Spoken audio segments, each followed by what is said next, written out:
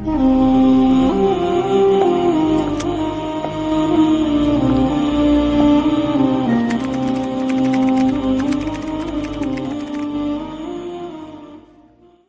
دقيقة ازاي ازود الخصوبة عند الحمام وعند الارانب. عند الحمام لو الحمام ما بيبيضش اديله هاء سيلينيوم زي الارانب بالظبط.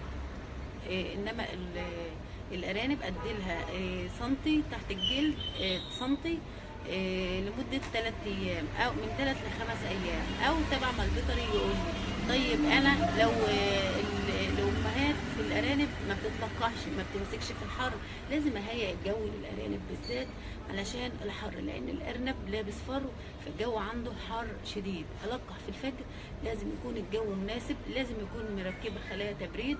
لو ما فيش خلايا تبريد او ما فيش امكانيات ان انا اركب خلايا تبريد للارانب، اعمل ازاز تلج، اجيب خيش وابله ميه ساقعه، واجيب تبع قبل الشفاط واحطه يدخل هواء ساقع عند الارانب. فلازم الارنب عمره ما يتلقح، عمر الارنبه ما تمسك والجو حر عندها. لازم نتغلب على الحر علشان نخلي الارنب في مود كويس، لازم علشان الام تمسك ويقدر الذكر يلقح.